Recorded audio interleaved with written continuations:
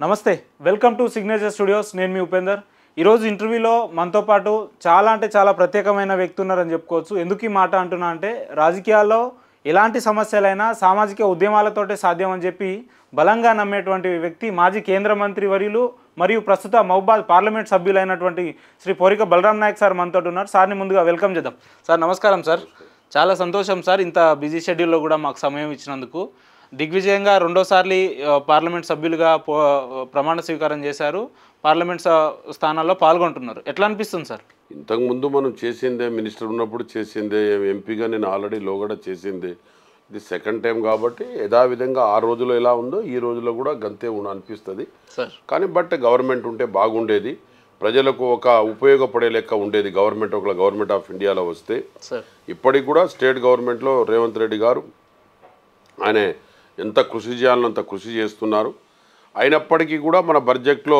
దాదాపుగా లోటు బడ్జెట్ ఉన్న స్టేట్ అయిపోయింది మనది ఎందుకంటే టీఆర్ఎస్ పార్టీ లోగడ ఉన్న పార్టీ గతంలో ఉన్న పార్టీ మొన్న 10 సంవత్సరాలు పరిపాలన చేసిన పార్టీ ఈ తెలంగాణ రాష్ట్రానికి అప్పుల పాలు చేసిన పార్టీ ఏ స్కీమ్ కూడా పూర్తి స్థాయిలో చేయకుండా డబుల్ బెడ్రూమ్స్ కానివ్వండి అన్ని రైతుల పట్ల కానివ్వండి ఇవన్నీ కూడా కొన్ని చేయలేదు మనం రుణమాఫీ చేయడం వల్ల మనకు దాదాపుగా ఎంతో భారం పడుతుంది స్టేట్ మీద కాబట్టి ఆ భారాన్ని కూడా భరించవలసిన అవసరం వచ్చింది అందులో గవర్నమెంట్ ఆఫ్ ఇండియాలో మన గవర్నమెంట్ లేదు అయినా వాళ్లకు మనం గౌరవనీయులైన ముఖ్యమంత్రి గారు మొన్న వచ్చిన తర్వాత అందరికీ కూడా సెంటర్లో మంత్రులను కలవడం జరిగింది దానితో పాటు ప్రైమ్ మినిస్టర్ను కూడా కలవడం జరిగింది కాబట్టి ఇవన్నీ కూడా ఒక పరిగణనలో తీసుకొని మనకు గవర్నమెంట్లో మనం అందరం కూడా ప్రతిపక్షాల్లో ఉన్న ఎంపీలు కానివ్వండి మేము ప్రతిపక్షాల్లో ఉన్న ఎంపీలు కానివ్వండి రూలింగ్ పార్టీలో ఉన్న ఎంపీలు కానివ్వండి మన రాష్ట్రానికి బడ్జెట్ ఒకవేళ పెద్ద ఎత్తున సాధించవలసిన అవసరం ఉంది ఆ బడ్జెట్ ఒకవేళ మనం సాధించినట్టయితే మన రాష్ట్రంలో ఉన్న కష్టాలను కొద్దిగా గొప్ప కష్టాలను మనం దూరం చేయవచ్చు దానితో పాటు ముఖ్యంగా ఎంప్లాయ్మెంట్ ఇష్యూ చూసుకుంటే కూడా చాలా భయంకరమైన ప్రాబ్లం ఉంది స్టేట్లోనేమో లోగడ ఉన్న గవర్నమెంటు టీఆర్ఎస్ గవర్నమెంటు అప్పుల పాలు చేసి పోయినందుకు అదొక కష్టంగా ఉంది కాబట్టి ఇవన్నీ కూడా గౌరవనీయుల ముఖ్యమంత్రి కష్టాలను మోస్తున్నారు ఈ భారం కూడా ప్రజల మీద పడకుండా చూసేందుకు ప్రయత్నం చేస్తున్నారు పూర్తి స్థాయిలో కూడా రుణమాఫీ చేయాలనే ఒక ఉద్దేశంతో కూడా ఆయన కాన్సెప్ట్తోనే ఆగస్టు అని చెప్పడం కూడా జరిగింది దాని గురించి ఆయన కూడా కసరత్తు చేస్తున్నారు అయినప్పటికీ కూడా మనం అందరం కూడా బీజేపీలు ఎంపీలు కానీ కాంగ్రెస్ ఉన్న ఎంపీలు కానీ ఒక పట్టుబట్టి ప్రైమ్ మినిస్టర్ గారికి మనం ఎక్కువ బడ్జెట్ తీసుకెళ్ళినట్టయితేనే మనం ఏదన్నా సర్వ్ అవటానికి ఉంటుంది ఒక ముఖ్యమంత్రికి తోసినట్టయితే కాదు బీజేపీ పార్టీలో ఉన్న ఎంపీలు తప్పకుండా మన రాష్ట్రానికి బడ్జెట్ తెచ్చే అవసరం ఎంతైనా ఉంది రాష్ట్రంలో అభివృద్ధి జరగాలంటే బీజేపీ ఎంపీల సహకారం కావాల్సిందేనా కావాల్సిందనేది కాదు అడగవలసిందే సహకారం కాదు అది చేసేది అలా బాధ్యత వాళ్ళ బాధ్యతగా నిర్మించే ప్రజలు ఓటేసి గెలిపించి ఇప్పుడు గెలిచిన బీజేపీ ఎంపీలు మాట్లాడుతూ గతంలో నరేంద్ర మోడీ గారు తెలంగాణ రాష్ట్రానికి ఎన్నో నిధులు ఇచ్చారు కాబట్టి ఈసారి మేము 8 ఎంపీలను గెలుచుకోగలిగినాం అని చెప్పి మాట్లాడుతున్నారు వాస్తవం సార్ అది సరే వాస్తవమే కావచ్చు మేము కాదని అంటలేము కానీ ఇప్పుడు బడ్జెట్ అయితే తీయాలి కదా అవును ఇప్పుడు వాళ్ళు అనుకున్నది కరెక్టే మేము లోగడ చేసినాము మా నరేంద్ర మోడీ గారు వారు చేసిన అభివృద్ధి వల్లనే మేము గెలిచినాం అంటున్నారు కదా మనం అప్పుల పాలై ఉన్నామా లేదా అనేది చూసుకోండి లెక్క అప్పులు ఉన్నది వాస్తవమే ఆ అప్పులు కట్టడానికి మరి రాష్ట్రంలో ఉన్న బడ్జెట్గా సెంటర్లో ఉన్న బడ్జెట్లో ఒకటికి ఎక్కువ బడ్జెట్ తీసుకొచ్చినట్టయితే నిజంగా వాళ్ళకి మేము స్వాగతిస్తాం బడ్జెట్ ఇస్తే అన్ని విధాలంగా హెల్త్ పరంగా కానివ్వండి ఇవాళ అన్ఎంప్లాయ్మెంట్ పరంగా కానివ్వండి ఇవాళ రకరకాలుగా ఇష్యూస్ ఉన్నాయి రైతుల పట్ల కానివ్వండి రేపు రైతులకు రుణమాఫీ ఇస్తున్నాం రుణమాఫీ పూర్తి స్థాయిలో ఇప్పించే ప్రయత్నం చేయండి మనం రైతులకు రుణమాఫీ మాఫీ చేసేస్తాం కాబట్టి అవన్నీ కూడా 2 లక్షల రూపాయలు రుణమాఫీ ఉంది అది ఒకళ్ళు తెచ్చినట్టయితే వాదించినట్టయితే నిజంగా వాళ్ళు చేసిన వాళ్ళు మోడీ గారు చేశారు వాస్తవం అంటున్నారు మీరు కూడా ఇప్పుడు చేసి బడ్జెట్ తీసుకొద్దాం తెలంగాణకు అందరు ఎంపీలు మూకుముడిగా ఇదే నిర్ణయంతో ఉన్నారా నిర్ణయంతో ఉండాలని అంటున్నా ఉన్నారని నేను అంటలేను ఉండాలి మనం ఇప్పుడిప్పుడే గెలిచినాం కదా తెలంగాణ ఎంపీలో ఒక issue state issue politics issue వేరు స్టేట్ లోగడ అప్పుల పాలు చేసిన గత ప్రభుత్వానికి మనము దీనికి ఫుల్ఫిల్ చేయాలంటే మనం అందరం బడ్జెట్ విషయంలో కొన్ని విషయాలు ఒకటి కావాల్సింది స్టేట్ ఇష్యూ, స్టేట్ ప్రజలకే ఇస్తున్నాం కదా, ఎవరో ఒకరు కాంగ్రెస్ వాళ్ళు తినే కాదు కదా, స్టేట్ ఇష్యూ కాబట్టి స్టేట్లో ఉన్న ప్రజలకు మనము చేయవలసిన అవసరం ఉంది.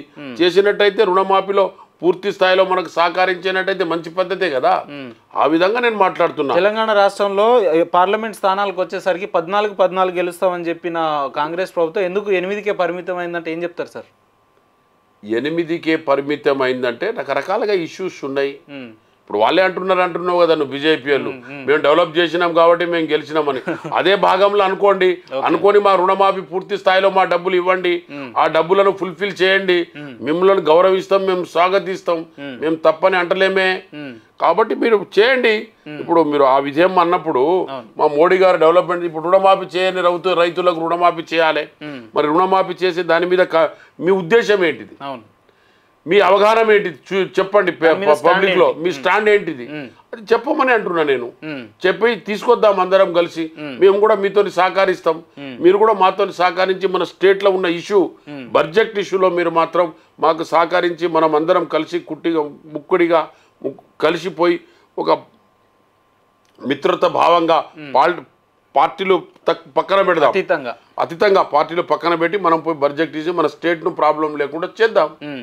సార్, రాష్ట్ర ముఖ్యమంత్రి గారు మాట్లాడుతూ 6 15 ఆగస్టు వరకు మేము రైతులకు రుణమాఫీ చేసి చూపిస్తామన్నారు. ఇప్పటికీ అదే స్టాండ్ మీద ఉన్నారా రాష్ట్ర ప్రభుత్వం? అంటే గౌరవనీయులైన ముఖ్యమంత్రి గారు స్టాండ్ మీదనే ఉన్నారు. ముఖ్యమంత్రి గారు స్టాండ్లో లేరని నేను అంటలేను.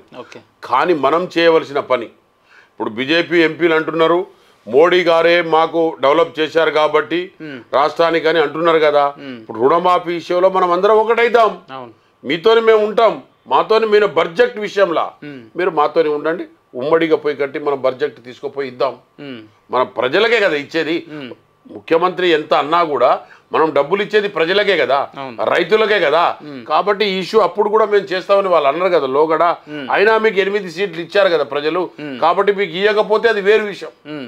ఒక సీట్లు ఒకటి కూడా మీకు బీజేపీకి సీట్లు ఇవ్వకపోతే అది ప్రాబ్లం వేరు. అయినా మీకు 8 సీట్లు ఇచ్చారు కదా, సరి సమానంగా ఇచ్చారు కాబట్టి ఆడ స్టేట్ గవర్నమెంట్ ఉన్నది వాళ్ళకి ఇచ్చారు, మీకు ఇచ్చారు, ఇద్దరికి ఇచ్చారు. కాబట్టి మీరు రండి, కూర్చొని ఏకముఖ్యంగా పోయి అడిగి మనం తెలుసుకొని మనం క్లోజ్ చేద్దాం దానికి ఇష్యూకు అని నేను అంటున్నాను. సార్, జరిగిన సార్వత్రిక ఎన్నికల్లో బీఆర్ఎస్ పార్టీకి ఒక్క సీటు కూడా రాకపోవడంతో ఆ పార్టీ ప్రశ్నార్థకంగా మారిందని మీలాంటి నాయకులు కావచ్చు, విపక్షాల నాయకులు కూడా మాట్లాడుతున్నారు. అందులో వాస్తవాలు ఉన్నాయంటే? వాస్తవాలే ఉన్నాయి.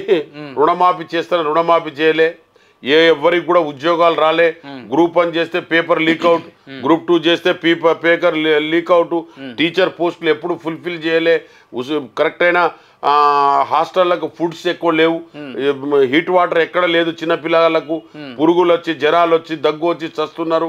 ఎంతో రకరకాలుగా ఇష్యూస్ ఉన్నాయి. ఇప్పుడు హాస్టల్లో దాదాపుగా ఎల్కేజీ నుంచి చదివే హాస్టల్, ఫస్ట్ క్లాస్ నుంచి చదివే హాస్టల్కి ఎక్కడ కూడా హీట్ వాటర్ ఇవ్వడం లేదు, తిండికి సరిగా లేదు, ఫుడ్కు పైసలు పెంచడం లేదు.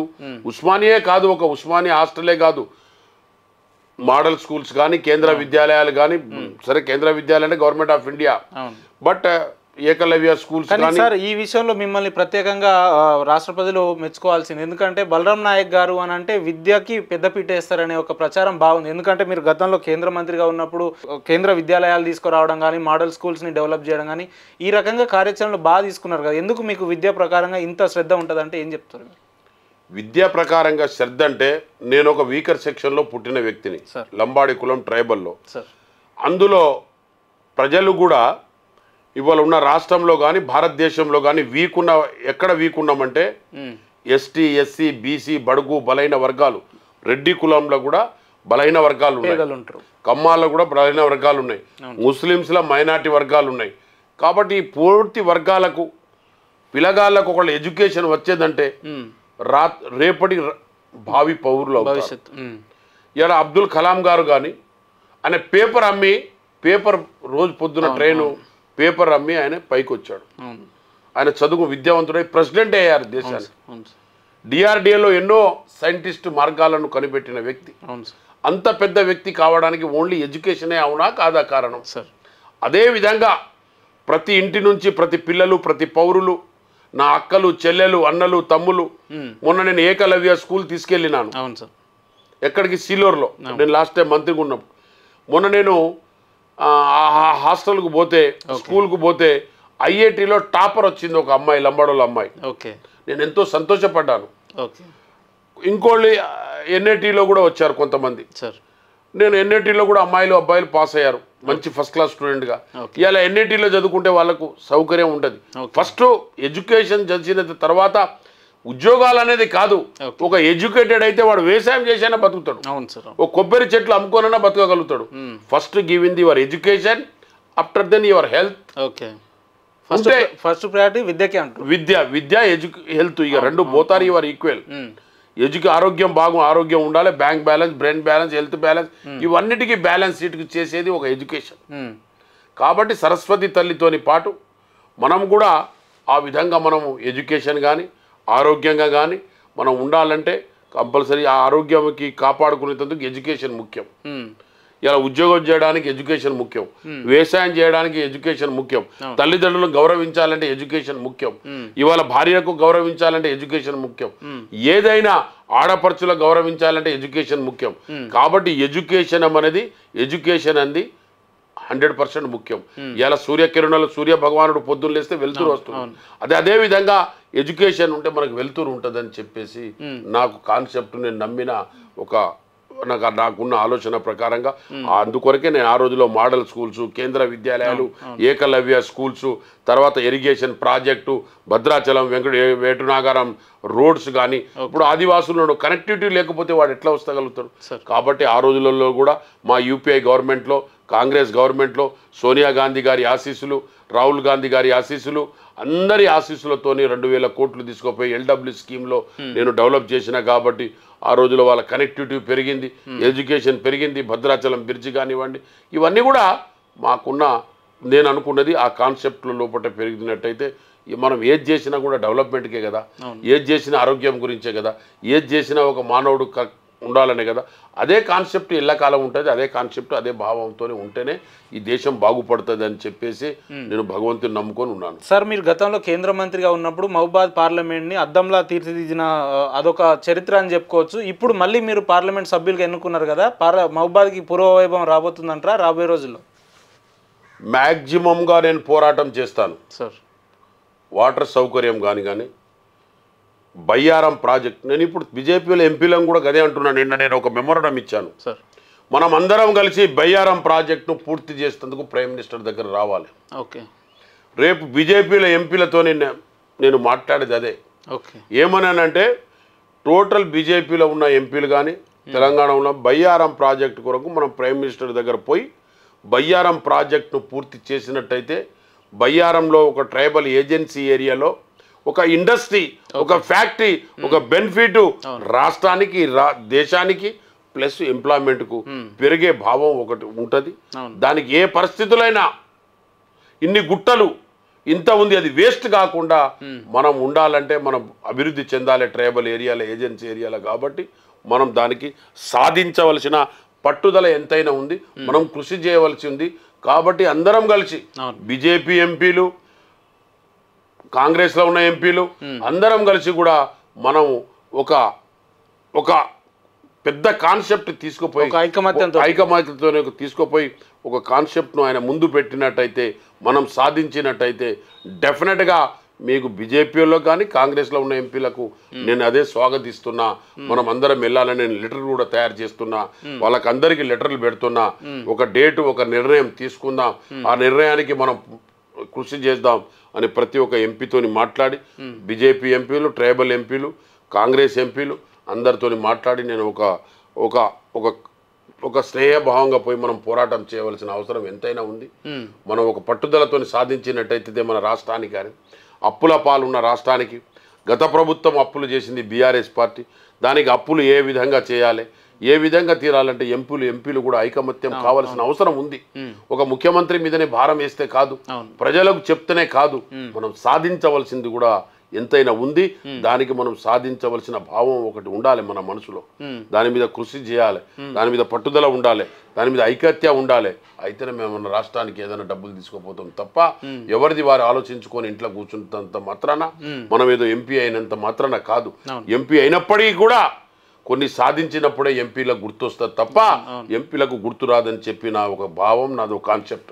సార్, మీరు పార్లమెంట్ ఎన్నికల ప్రచారంలో ఉన్నప్పుడు అనేక సభలు సమావేశాల్లో పాల్గొన్నారు కదా. ఈ సభలు సమావేశాల్లో మహబూబాద్ పార్లమెంటు స్థానాలలో మీరు ఎటువంటి సమస్యల్ని గుర్తించారు? ఇప్పుడు మీరు ఎంపీ గెలిచారు కదా, దాన్ని ఏ రకంగా పరిష్కరిస్తారు? ఇదే డెవలప్మెంటే, ఇంకా ఏ రకంగా పరిష్కరించి. ఇప్పుడు చెప్పుల ఫ్యాక్టరీ అంటున్నాం, నిన్న రాసినాం సార్, ఆ ఇండస్ట్రీ వాళ్ళకు రాస్తున్నాం. దానికి కూడా ఒక మినిస్టర్ గారి దగ్గరికి వెళ్తున్నా, నేను కార్పొరేషన్ డెవలప్ ఉన్న మంత్రి దగ్గరికి వెళ్తున్నా. ఆ మంత్రి దగ్గర కూడా నాకున్న ఆలోచన ప్రకారంగా, నాకు లోగడ ఉన్న నా ఒక అనుభవం ప్రకారంగా నేను నడుస్తున్నా. నా అనుభవం ప్రకారంగా వాళ్ళ దగ్గరికి నేను వెళ్దామని అనుకుంటున్నా. వాళ్ళతో మనం ప్రజల కొరకు రిక్వెస్ట్ చేసి ప్రజల గురించి మనం చేస్తే అది తప్పే ఉన్నది. ఇప్పుడు ఇండస్ట్రీ మినిస్టర్ ఉన్నాడు, ఇండస్ట్రీ మినిస్టర్కు ప్యారేగాన్ చెప్పుల ఫ్యాక్టరీలు నా 7 నియోజకవర్గాల్లో, ట్రైబల్ నియోజకవర్గాల్లో ఒక్కొక్క నియోజకవర్గం ఒక్కొక్క ఇండస్ట్రీ పెట్టియాలనే ఒక కాన్సెప్ట్, బయ్యారం ప్రాజెక్ట్ చేయాలనే కాన్సెప్ట్, ఇంకా లోగడ ఉన్న నా ఇరిగేషన్ కొంత ఆగి ఉన్నది, బయ్యారం చెరువులు కానివ్వండి, కంతానపల్లి చెరువు కానివ్వండి, మోడికుంట వాగు కానివ్వండి, ఇవన్నీ కూడా చేయవలసిన అవసరం ఉంది. మన మీద బాధ్యత ఉంది. ఎంపీ కాంగ్రెస్ సరిపోదు, ఎంపీ ప్రజలు నిర్ణయిస్తారు. నిర్ణయించబడి నువ్వు చేసే బాధ్యత కూడా చేయించాలి, ఆ బాధ్యతను నిలబెట్టుకోవాలి. నువ్వు దాని మీద పోరాటం చేసినప్పుడు ఎంపీ అవుతారు. కానీ ఖాళీ ఎంపీ అయినంత మాత్రాన నేను ఇంత అయినా ఇట్లా అయినా అనేది అనడం లేక ఆ ఉద్దేశం కాదు నాది. నా ఉద్దేశం పని చేసినప్పుడే ఎంపీ అయితేని అనుకుంటా. ఒక 4 పనులు అయినప్పుడే నేను ఎంపీ అని కొద్ది గొప్ప నేను సంతోషపడాలి, కానీ ఎంపీ అయితే మాత్రం సంతోషపడేది ఏం లేదు. అవును సార్, గత 4-5 రోజులుగా సామాజిక మాధ్యమంలో మీ విషయం ఒకటి చర్చకు వస్తుంది. బలరాం నాయక్ గారికి టీపీసీసీ అధ్యక్ష పదవి కట్టబెడితే సమర్థవంతంగా పనిచేయగలడు అని చెప్పి కొన్ని వార్తలు అయితే చూస్తా ఉన్నాం. నిజంగా ఆ రకంగా పదవి బాధ్యతలు వస్తే చేయడానికి మీరు సిద్ధంగా ఉన్నారా సార్? ఇంతవరకు ఆఫ్టర్ ఇండిపెండెంట్ ట్రైబల్లో లంబాడి జాతిలో ఎవరికి ఇవ్వలేదు. బీసీ వాళ్ళకి ఇచ్చారు, మైనార్టీకి ఇచ్చారు, ఓసీలకు ఇచ్చారు. ఒకసారి మీరు లంబాడీకి ఎచ్చి చూడండి. సమర్థతమైన పని చేయడానికి మేము సిద్ధంగా ఉన్నాం. 100% నేను చేసి చూయిస్తా, సమర్థతగా చూయిస్తా. అవసరమైతే నేను రాష్ట్రంలో ఇందిరాగాంధీ ఆ రోజు మాకు ఎస్టీలో కలిపింది, లంబాడి కులాలకు ఎస్టీ ఎస్సీ సబ్ ప్లాన్ ఇచ్చింది కాంగ్రెస్ పార్టీ, రైట్ ఇన్ఫర్మేషన్ ఇచ్చింది కాంగ్రెస్ పార్టీ. ఇవాళ ఎన్నో కార్యక్రమాలు 100 రోజుల పని ఇచ్చింది. రాహుల్ గాంధీ గారు సాఫ్ట్వేర్ తీసుకొస్తే ఇలా ఇతర దేశాల్లో కూడా ఉన్నారు. కాబట్టి ఇవన్నీ కాన్సెప్ట్కు పీసీసీగా నన్ను ఇస్తే తప్పకుండా గౌరవనీయ ముఖ్యమంత్రికి కానీ, మన రాష్ట్ర ప్రజలకు కానీ, దేశంలో ఉన్న పెద్ద నాయకులకు కానీ, భారతదేశంలో లంబాడీ క్యాస్టులకు ఇంతవరకు ఇవ్వలేదు, భారతదేశంలో కూడా ఇవ్వలేదు. కాబట్టి ఒకసారి ఇచ్చి చూడండి. మా నమ్మకం ఆ రోజులో నాకు మంత్రి ఇస్తే నేను పని చేసి చూపించాను. వాస్తవం. ఇలా ఏటునాగరం బ్రిడ్జి కానీ, Tadvai to Pasra forest vending కానీ, ఎడ్యుకేషన్ విషయంగా చేసి చూపించాను. నేను పీసీసీగా నేను ఒకవేళ గుర్తించి నాకు హైకమాండ్ సీఎం గారు, గౌరవనీయ సీఎం గారు నాకు ఒకవేళ ఇచ్చినట్టయితే నేను తప్పకుండా దాన్ని ఏకీభవిస్తాను. ఎందుకంటే ఆ రోజుల్లో నేను ఎంపీగా ఉన్నప్పుడు, మంత్రిగా ఉన్నప్పుడు ఇలా రోడ్లు కానీ, బ్రిడ్జిలు కానీ నేను అన్నీ వేసి చూపించాను. ఎడ్యుకేషన్లో పెద్ద పీఠం వేశాను. ఆ పెద్ద పీఠాన్ని నేను నిలబెట్టుకుంటా.